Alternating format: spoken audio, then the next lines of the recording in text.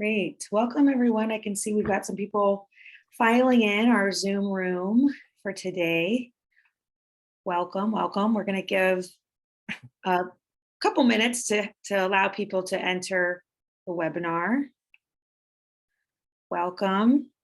We'll do a short intro, but for those who have been to our webinars before, welcome back. And if you haven't, we always like to know where people are Zooming in from. So you can go ahead and use the chat feature right now and let us know where you are in the world.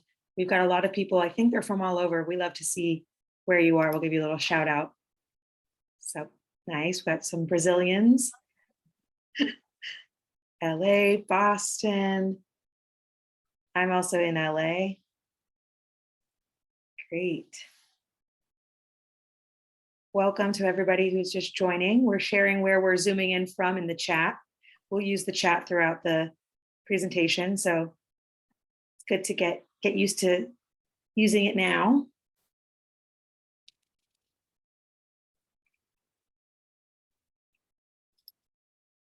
From Dubai. Awesome.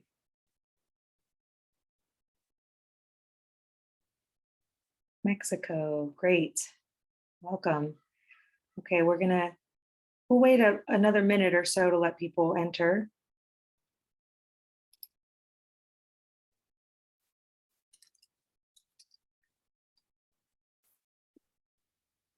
Awesome.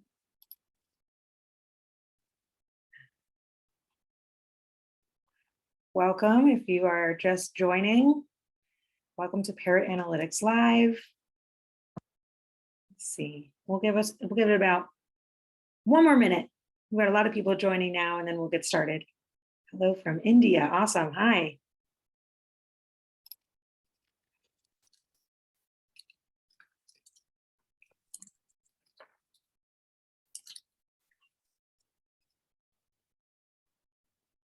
All right. Well, I think we will go ahead and get started. I can see we've got a really great global audience here. So my name is Rebecca Zabarski. Thanks for joining, everyone. I'm the VP of Brand and Strategic Partnerships here at Parrot. We've got a really jam-packed webinar for you today. We're going to go through the top learnings from our quarterly global TV demand report. So this is specifically for Q2. Chris here, the author and our host, he's pulled a lot of really great insights, top takeaways from the full report, and that's what we're going to go over today. I want to let you know you can access the full report by signing up for Demand 360 Lite. So that is our entertainment analytics suite platform that you can sign up, you pay, you can get instant access, and you'd be able to get the full report immediately. This is for any entertainment professionals who need to know content and talent trends, real-time data updates, tons of reports like the one we're going to go over today, tons of resources. I know we have some light and enterprise subscribers here already. I'm going to share a special 30% discount code in the chat now and at the end of the webinar. So you can do it now. You can get access to the report and take a look at the whole thing while Chris is going over it. After the full presentation, Chris is going to answer some questions that you've already sent in via registration. But if you have other questions, feel free to leave them in the chat, and I will do my best to answer. Maybe we have something I can send you, or Chris might be able to answer at the end. We can always follow up with you. So I want to just say thank you again to our Demand 360 Lite and Enterprise subscribers that are here. Thanks for joining. And also thank you to everybody who's joining from all over the world. We've got probably a lot of very late nights, early mornings. So we really appreciate your time, and we're glad you're here with us today. So Chris, you can go ahead. I'm going to disappear. And then for everybody else, I'm going to be in the chat. If you've got those questions, feel free to send them through, and I'll do my best to answer while Chris is presenting. Great. Thanks, Rebecca. Thanks for kicking off. And thank you, everyone, for tuning in today. I'm really excited to share some of the findings from our latest global TV demand report with all of you. It's always a treat to get to the end of a quarter and reflect back on some of my favorite insights and get to share them more broadly. So I'm sure some of our attendees have seen our report before and know what it has been in the past. We focused on streaming originals, but I just want to say that this report, we've really broadened the scope, and we're now including data on all series globally and a deep dive into 10 specific markets. So hopefully that should make it a lot more valuable and interesting, and I hope you enjoy it. So let's dive in. All right, I think it's good to always start with some top-level global takeaways to get a high-level view of what's going on before we get into any market-specific trends or unique insights from the quarter. And you'll also notice that we've included some new types of analysis that haven't featured in previous reports, so I think that's pretty exciting. But this will probably look familiar to a lot of you on the webinar. So what are we looking at here? This is the global share of demand for all of these platforms' original series. And this used to be the focus of these quarterly reports. So a couple things to call out. Netflix still the dominant player here with a 41.2% share of demand for its original series in the past quarter. But this is actually a new low for it. So we've seen it continue to lose demand share pretty consistently over time as we've been tracking this. The biggest gainers this quarter were HBO Max, Paramount Plus, and Apple TV Plus. So they really had standout quarters. One thing I think that comes through in this chart nicely is that you can see 3 different two-way races shaping up. So what do I mean by that? So Amazon Prime Video, they're on 11.3% demand share for the quarter. They've been pretty comfortably in second place behind Netflix, basically since we've been tracking this data. But the gains that Disney Plus has made, so they're now almost a 10% share here, really mean that they're challenging Amazon Prime Video for that second place spot. So I think we see a heated battle shaping up between those two platforms in their global share of demand. Next, we've got Apple TV Plus and HBO Max. Again, some newer platforms relative to some of these other players, but they're both on about 7% demand share for the quarter. And they've actually been in a tight race for a while now, and I think they've actually swapped positions depending on who's having a better quarter. So that's been going on for a while. And finally, we've got Hulu and Paramount Plus, both on about 5% demand share for their original series. And like I said, Paramount Plus had a really strong quarter, so they're up from where they've been in the past. And this actually looks pretty different for Hulu compared to where they've been historically. So they used to always be in a comfortable third place behind Amazon Prime Video and Netflix. But we can see these newer players have really upped their originals game and surpassed Hulu with a larger demand share. So now it's looking like a tight race between Hulu and Paramount Plus for that 6th spot. And again, just a reminder, this is just looking at platform originals right now. But I like this chart because you can really see how things have shifted over time. So if the previous one was just a snapshot for the past quarter, this one you can see how things have evolved over the last couple of years. And you'll notice, of course, right away, Netflix has consistently lost demand share here. In particular, you can see this latest quarter, Q2 2022, they've actually had like a pretty significant hit to their demand share, which I actually found surprising. Why is that? Because this quarter was the quarter where Stranger Things returned, made its long-awaited return after last having its 3rd season in 2019, and that's obviously a huge asset for Netflix. And Stranger Things was a globally dominant show, did extremely well. Despite that, Netflix still lost at the top level pretty significantly. We see it's a substantial drop this quarter. And I think what that says is that you can't put all your eggs in one basket, and one singular breakout show is not enough to necessarily stem the tide anymore. And that's basically due to increasing competition. Next, I want to call out HBO Max. So they've really had a incredibly consistent growth trajectory since launching. If we look back to the middle of 2020, when they first launched the platform, every single quarter since then, they've grown their demand share, and now they're sitting on 7.2% share of global demand. So that's really impressive. And it's just a testament to them continuing to put out in-demand original series and grow their original catalog. But Paramount Plus has had also a decently long string of growth, stretching back to the middle of last year, 2021. And you can see that this quarter, their demand share really popped. They grew to 4.6% share from 3.8%. And that's really due to this platform finding its footing with its original series beyond just the Star Trek universe. So in the past, for Paramount Plus and in its previous incarnation as CBS All Access, really the majority of its demand share for its original series was coming from these big flagship Star Trek originals, but they've really started to expand beyond that and had some success recently with shows like Halo, for example. And finally, just want to mention Apple TV Plus. So they've also had some really good growth, but it's been a bit rockier than HBO Max, for example. So they definitely have quarters where they surge in demand, but they've also had quarters where they shrink. So for them, it seems to be kind of dependent if it's a quarter where they have one of their flagship original series releasing a new season, for example. And if you look at the last few quarters, you can see that one of the reasons they grew so much this quarter was because they were actually down at the beginning of 2022 from where they were at the end of 2021.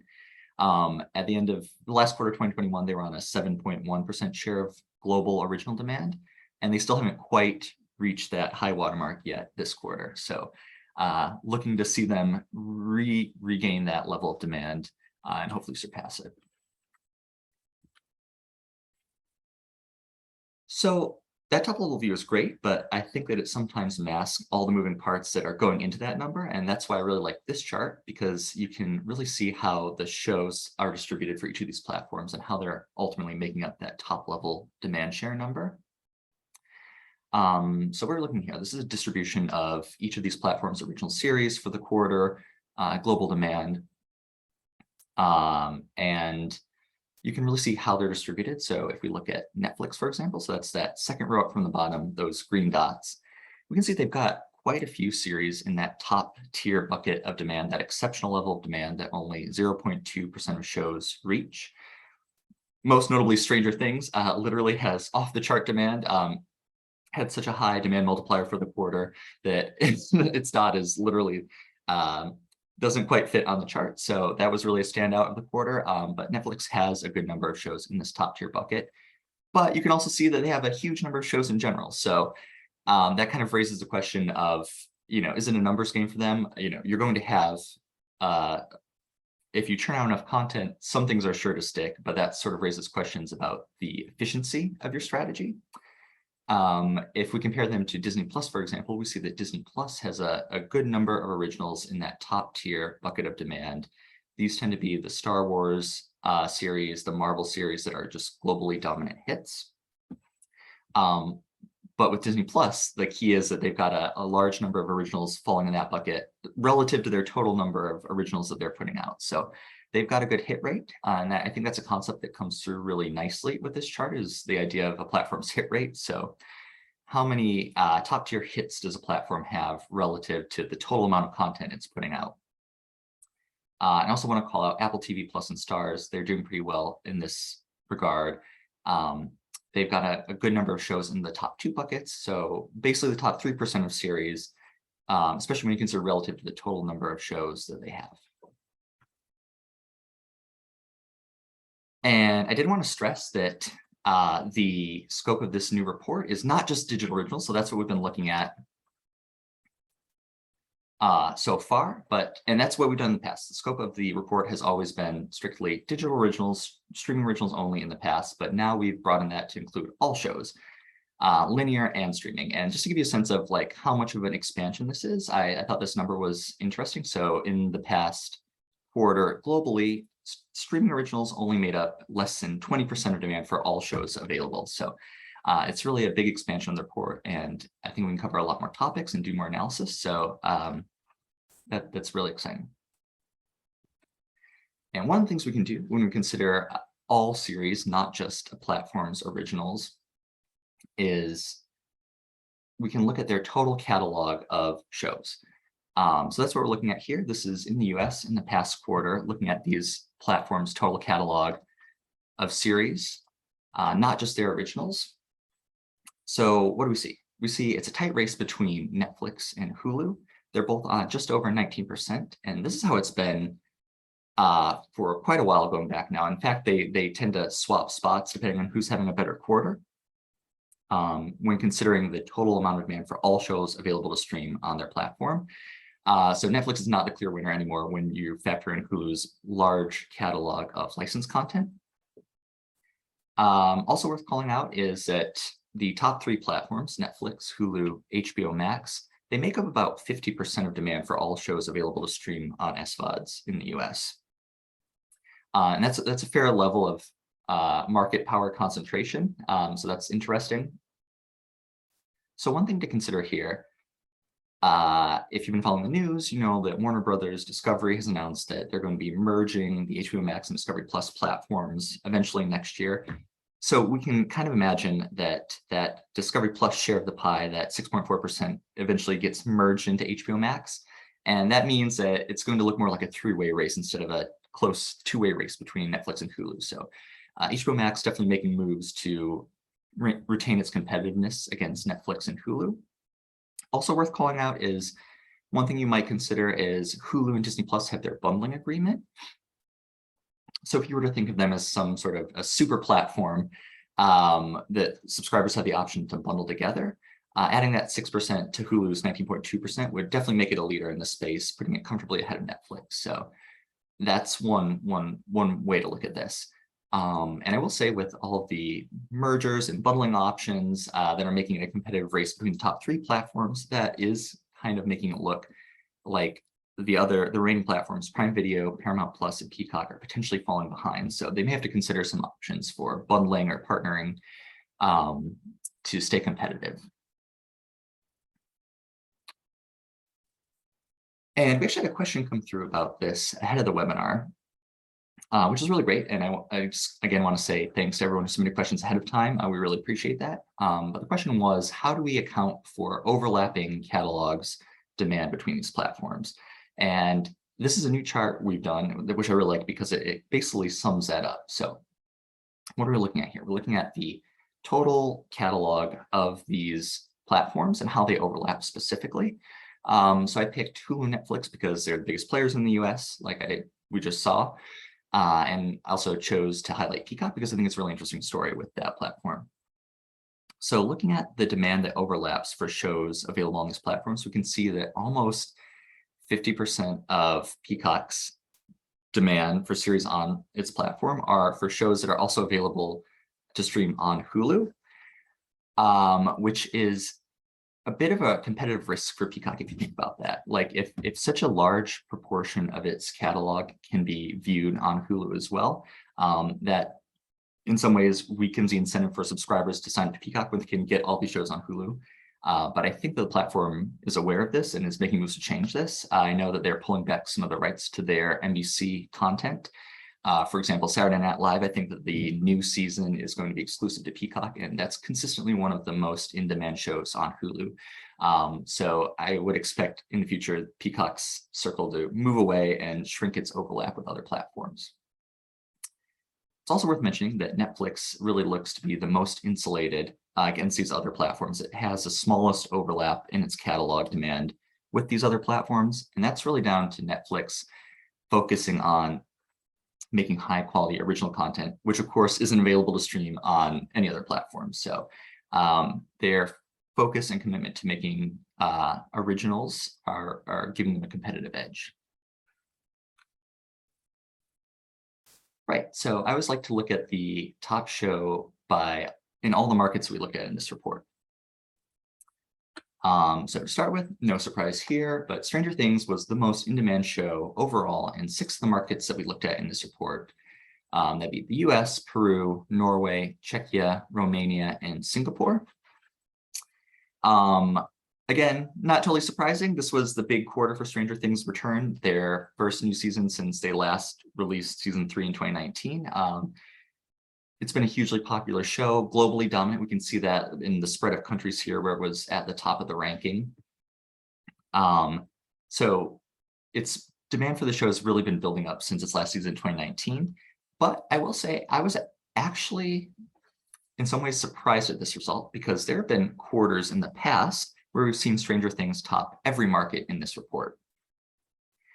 So it really hasn't reached that level of global dominance where it's the most in-demand show in all the markets we looked at. And I think that really boils down to increasing competition. So there are just more series for audiences around the world to give their attention to. Even though it was a massive quarter for Stranger Things, it has some competition. And I really like this chart. I just wanted to pause for a moment and look at this comparison of the different seasons of Stranger Things, because I think there's an interesting story here. So if you're familiar, Netflix changed up the release strategy of Stranger Things this past quarter, broke it up into 2 episode drops, the first coming at the end of May, and then the second one at the very beginning of July. That's different from how they've done it before. We can see with the previous 3 seasons, there's not this double spike that we saw with season 4. So one thing I thought was interesting, the initial peak in demand from season 4's first episode drop was really on a similar level to season 3. So it wasn't that much bigger initially. But what they did do differently was have that batch of episodes in reserve to release about a month later at the beginning of July. And what that did was it really slowed the decay rate of demand for Stranger Things in the month between the 2 episode releases. So it didn't taper off as quickly as we saw season 3 taper off, for example. And then it reached its highest peak of the season when that second batch of episodes came through. So I think this is just another example of how the industry hasn't quite settled on an optimal release strategy yet. And we see Netflix experimenting, which is interesting because they've always been such a proponent of the all-at-once binge release strategy. So cool to see them playing around and try to find the best release strategy. And I know they've done this with other shows. They've broken up final seasons of La Casa de Papel, Lucifer, and I think they just announced that the show You is going to be released like this, so breaking its season up into 2 episode drops. So expect to see some experimentation from Netflix. And in addition to Stranger Things, we've also got Moon Knight topping the ranking of most in-demand shows in 3 markets in this report. And we see a bit of regional demand for Moon Knight in the Middle East. So it was the most in-demand show in Egypt and the United Arab Emirates. And also topped the ranking in Malaysia. And technically this show premiered at the tail end of Q1, but its episodes released through early May, so it was really an early Q2 phenomenon. And then finally in Japan, we see unique in this report, the most in-demand series in Japan for the quarter was a new anime, Spy X Family. And Spy X Family has actually done really well globally across markets, but it's still the most in demand in its home market, Japan. And that's just another example of how anime has done really well globally. It's becoming more mainstream, but still its biggest market is Japan. And I always like to focus on not just the most in-demand shows overall, but take a look at the most in-demand new series that premiere over the quarter, because sometimes these series, it takes a bit of time to build up a following, build up an audience base. So they're not necessarily always the most in-demand shows of the quarter if they're brand new. But what do we see this quarter? Obi-Wan Kenobi had by far the biggest premiere of Q2. In its first 30 days, it had 75.6 times the average series demand, which puts it well ahead of the other new series premieres of the quarter. Something that surprised me was that Spy X Family, so that anime that was at the top of the ranking in Japan, was the second most in-demand new series premiere of the quarter, and it beat out some of the biggest franchises in the world, Marvel and Star Trek. So again, that's just a testament to anime's growing popularity and its level of mainstream acceptance. The fact that it can beat some of the newest series and some of the biggest franchises in the world is really impressive. And it wasn't just Spy X Family. We had 2 other anime series, Ya Boy Konming and Shikimori's Not Just a Cutie. So there were 3 anime series in the top 10 premieres of the quarter globally. And also want to call out Prehistoric Planet. I thought that was interesting. So that's a nature documentary about dinosaurs from Apple TV Plus. And we've seen documentaries, particularly true crimes, do well in the US. But they haven't always been as popular globally. So it's cool to see a documentary series make the top 10 cut globally. So those are some high-level insights, but I wanted to drill into a particular theme I've seen this quarter, and that's on growing demand for franchises. So probably not surprised, but franchises are becoming more important, more central to these platform strategies. on how they're building out their content for subscribers. So what are we looking at here? This is a snapshot in May of these 5 platforms' catalogs and how much demand is coming from different types of series, whether it's an original franchise, a licensed franchise, or other series that don't really belong to a franchise. And we see that Disney Plus is the most franchise dependent. That's not really surprising because they've really built their identity around the home of Star Wars and Marvel. So their franchises are key to their appeal. But I will say that the scale of it did surprise me a bit. So just under 50% of demand for all shows available on Disney Plus was for a franchise series. So that's a level of dependence on franchises that we don't really see with the other platforms. And for me, it raises some questions. Is Disney Plus becoming too reliant on these 2 franchises? And when you think about attracting new subscribers, I have to wonder if a new Star Wars or a Marvel series is drawing in a new subscriber that's not already signed up to Disney Plus for their Marvel and Star Wars offering. So it's a question if they're going to need to expand outside of these franchises to grow their subscriber base. If we look at the opposite end of the spectrum, we see HBO Max is the least franchise dependent of the quarter. Almost 3/4 of their demand comes from shows that don't belong to a franchise, and that's just a good example of how they are building out highly in-demand content that stands on its own without being a part of a franchise. But I think we should expect to see the share of demand from franchises available on their platform growing. They're obviously prioritizing building out Game of Thrones, for example, with House of the Dragon now this quarter, and other planned projects. But I would say comparing HBO Max to Disney, they definitely have room to grow without becoming as franchise dependent. So we definitely see them working on that. And I also want to call out Netflix. They've got the 2nd largest share of demand for original franchises after Disney Plus. So that's really due to Netflix building out these franchises in-house as original series. Just another example of them prioritizing original content. Like we saw earlier, giving them a competitive edge. So one specific thing I've seen this past quarter is that prequels have been a very popular way to grow franchises. And I picked a couple examples that I think illustrate why that is and how to effectively do it. So the 2 examples we're going to be looking at are Obi-Wan Kenobi, obviously part of the Star Wars universe, and also Better Call Saul. That's, I think you'd say, part of the Breaking Bad universe. And so starting with Obi-Wan Kenobi. One thing that I think our data showcases really nicely is how franchise expansions drive demand for content across a franchise, whether that's movie or TV. And this just highlights one reason that franchises are becoming so important, because new content like Obi-Wan Kenobi has a bit of a multiplier effect. Doesn't just attract demand in its own right, but drives demand for other pieces of content across the franchise. And I picked Obi-Wan Kenobi. I thought it was an interesting example because of how it's related to existing Star Wars content.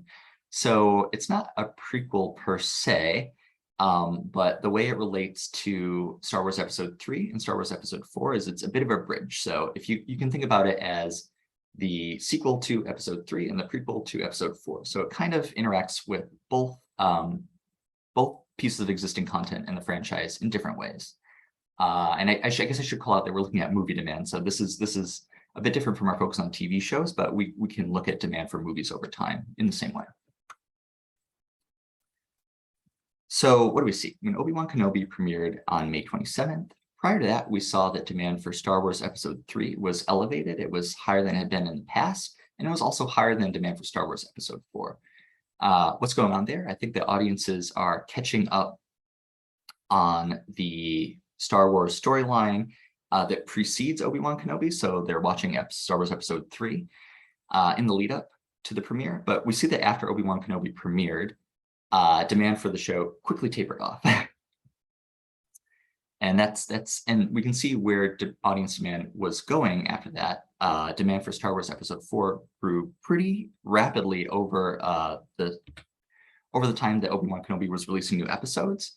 So if you think of Obi-Wan Kenobi as a prequel to Star Wars Episode 4, it really helped drive demand for its following content more effectively than content that precedes it chronologically. And one thing in particular I thought was really interesting to see was demand for Star Wars Episode 4 continued to grow for 2 weeks after the end of Obi-Wan Kenobi. So I think what's going on there is these audiences have the momentum after having finished this series, and they're continuing on in existing content chronologically. So they're continuing to watch Episode 4 and carrying that momentum through with them.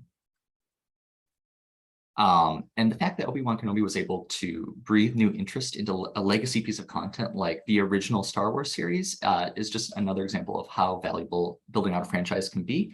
The fact that there was this resurgence of interest in the original Star Wars movie without having to do anything with this movie itself just means that if you own the rights to that and subscribers are now watching that, you're cashing in on its increased attention without having to do anything.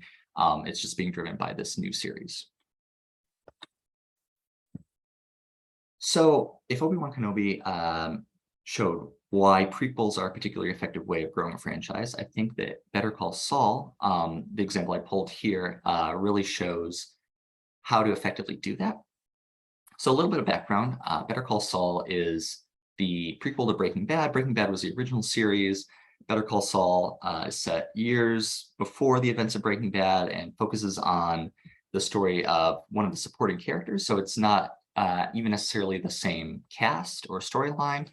And if we look at the early seasons of Better Call Saul, so this chart we're looking at season 2 back in 2016, we can see that as it's releasing episodes, we see those really clear peaks in demand every week as it drops a new episode. But if we look at demand for Breaking Bad, that's the pink line, we don't really see any relationship. So Breaking Bad isn't synchronously rising in peaks with Better Call Saul. It's not really growing as Better Call Saul. Season 2 is releasing episodes.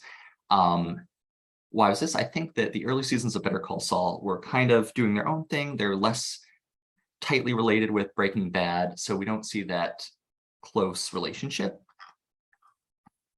But if we look at the latest season of Better Call Saul, so that's season 6, its finale season, what was happening here? The timeline of Better Call Saul was intersecting with Breaking Bad, so finally approaching the same timeline, and we even saw some character cameos from Breaking Bad, the main characters from Breaking Bad making cameos in Better Call Saul, so really becoming a lot more tightly related. And we see the exact opposite here. So as demand for Better Call Saul grows, it brings demand for Breaking Bad up with it. So we really see a tight relationship here.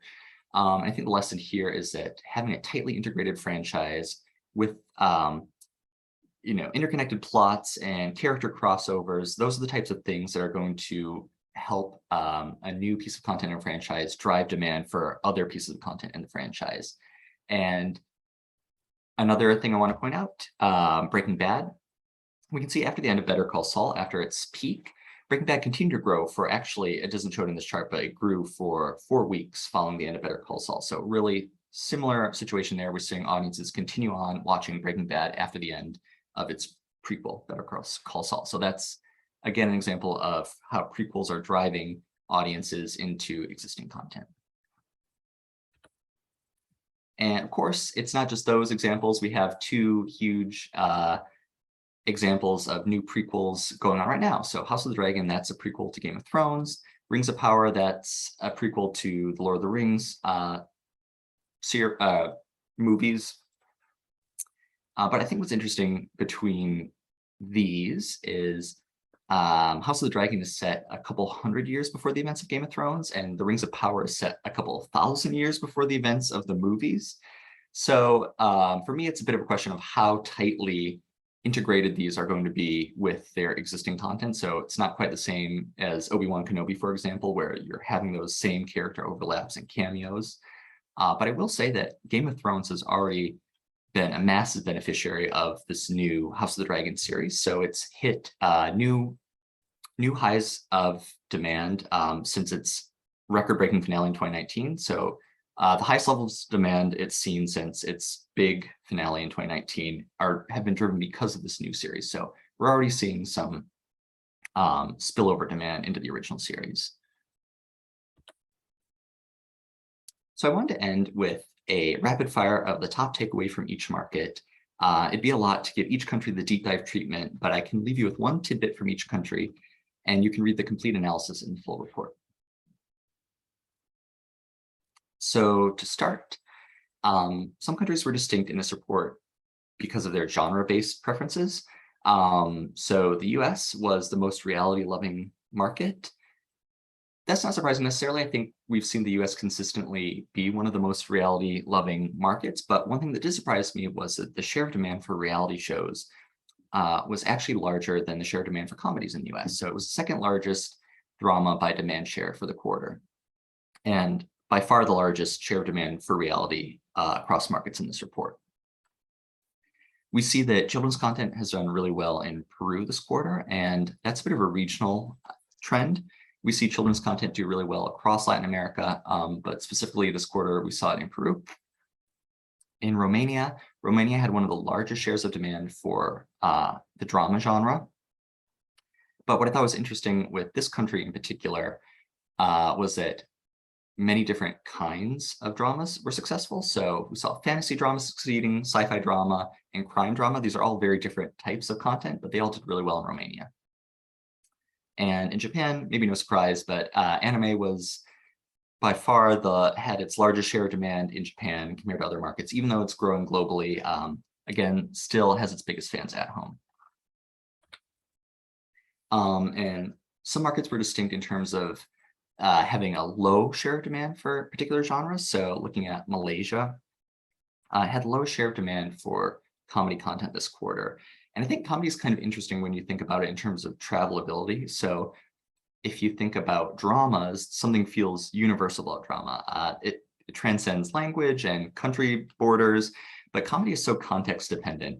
So I'm almost hesitant to say that Malaysian audiences don't enjoy comedy, but it could be the case that the comedy available to them is not meeting their needs. So they gave the lowest share of demand to this genre for the quarter. Some markets were distinct in that particular content from particular platforms is really successful. So if we look at Czechia, it had the largest share of demand for Netflix originals. Stranger Things was, of course, the most in-demand show for the quarter. But other Netflix originals that were successful were Bridgerton. It actually just beat out The Witcher to be the second most in-demand Netflix original for the quarter in Czechia. And one thing that surprised me was that Apple TV Plus was especially successful in Singapore. It had its largest share of demand for its content in this market. The top show of the quarter there was Ted Lasso, and the second most in-demand Apple TV Plus original was Pachinko. So it's cool to see that show doing well. And again, I want to stress that this new report is not just looking at streaming originals. So we can also see content from linear channels doing really well in different markets. For example, AMC had its largest share of demand for its shows in Norway. So that would be series like Breaking Bad, Better Call Saul, The Walking Dead. And we also see a regional player doing really well in Egypt. So content from NBC channels made up 7.2% of all demand for all series in the quarter here. That was the second largest share of demand by original platform in the market, just after Netflix. So that's all I have prepared.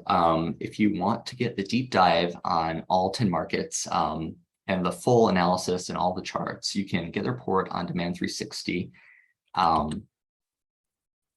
So I think we still got some time for questions. And again, thank you to those of you who submitted questions ahead of time. We really appreciate that. Gives us a bit of time to prepare some answers. But I'm just going to check and see if any questions have come through in the chat while I've been presenting. So just give me a second.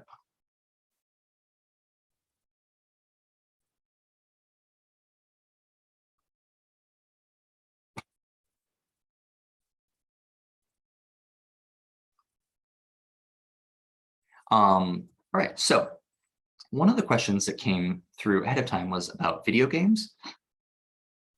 So, and new series that are based on video games. So of course, we've seen some big name hits come through recently. It's like Arcane, Halo, and just recently, I think in the past couple of weeks on Netflix, Cyberpunk Edge Runners, that's based on Cyberpunk video game. And we've definitely written up about this. So Rebecca can share the link to the full article we've written on video games, video game IP being a new source of inspiration for highly in-demand series. So if you're interested in that question, go ahead and read the article. It's a nice deep dive analysis there. So we had a few questions come through. I prepared some charts.